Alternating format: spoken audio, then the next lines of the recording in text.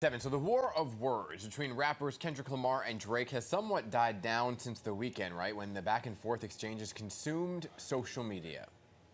Trying to strike a chord, and it's probably A minor.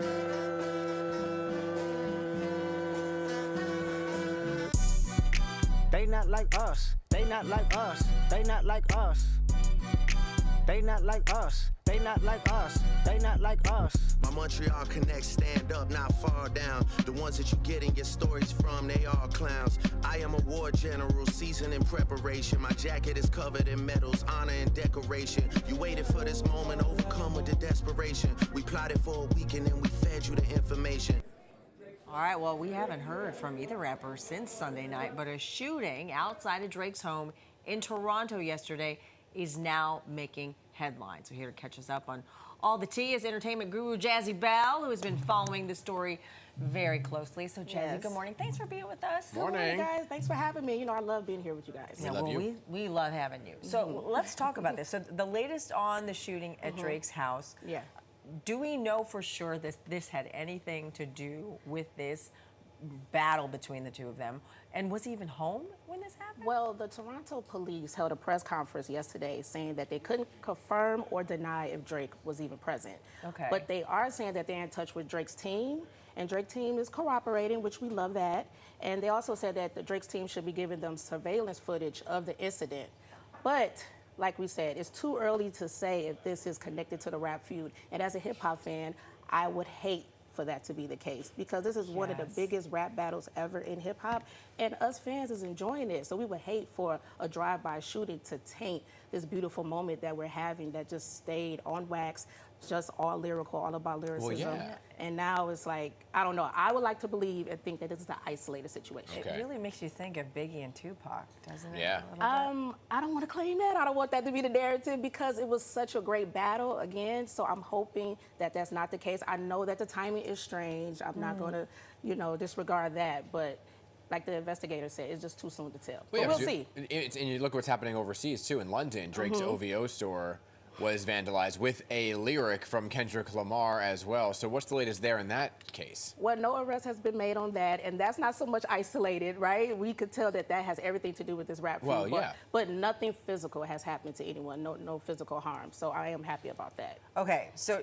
Drake was the last to respond, right? He was. And he was the last to respond with that back and forth with the Heart Part 6. Yes. So at this point, who's ahead in this thing? And has Kendrick Lamar ever even responded to that? He has not, and I don't think he should. And I would love to be very diplomatic here and say that there's no winners, you know, they all were great and hip-hop fans are the winner, and that is true. We are happy to see this feud happening because it's very entertaining. But if I had to give it a pick, who I choose, it would be Kendrick Lamar. Right. And why? It would be Kendrick Lamar. Because, you know what, we just didn't see him coming. I mean, when it first came about, it took him like over 2 weeks to respond. But when he did, he kept it going. He was very consistent, and he just kept hitting with bangers and bangers. Although prior to this last diss track that Drake put out, I had Drake as the winner.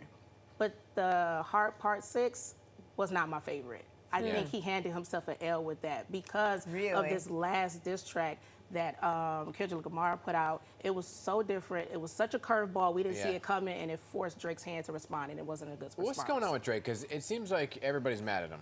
Everybody's coming for him right now. What's going on?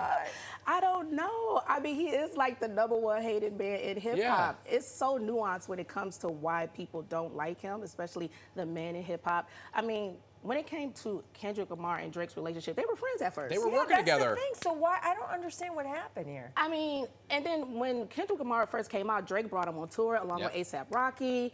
And then I think what happened is that Drake just sat back and kind of saw the rise. I'm sorry, Kendrick Lamar sat back and saw the rise of Drake and just felt like he was a better rapper. This is hip hop. It's very competitive. Everybody wants to be #1. Nobody wants to be #2.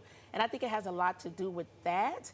And he just felt like, hey, I'm the better rapper. And at one point, I don't know if you guys remember, Big Sean had a record called Control with Kendrick Lamar featured on there, and he kind of aimed at everybody in hip hop and said, I'm coming for everybody. Every rapper that he named, from A$AP Rocky to everyone took it on the chin. The only one that took it to heart at that time was Drake. Was Drake. And then they had subliminal messages back and forth on different albums and records. Now it all came to a head Like That, with the Metro Boomin and Future record with Kendrick Lamar, and now here we are. But you know, there could be conspiracy theorists who might think, well, maybe they're working together. Okay, to Hazel. bring some attention to both of them and bring up some record sales. You never know, right? Yes, it is happening. The sales are booming. I mean, I want to say Kendrick Lamar's Euphoria record debuted at number 11 on Billboard charts. So that's impressive. And listen, when it comes to hip hop, we love to see, you know, us winning when it comes to the charts. We had a tough year in 2023. Here we are in 2024. So if this is what it takes to spike and to get people's attention, let's go. Again, let's just keep it on wax, y'all. Well, yeah. That's right. Keep it on wax. Love you. You never know, because you know, to Hazel's point, we've seen it before. Where people come up with these little conspiracy theories to get their sales to go up, movie sales to go up, so on and so forth. But we're out of time. Jazzie, great always to see you. I know. Thank you so much for love having you. me, guys. I Thanks, love being here with Jazzie. you. Yeah. Thank you.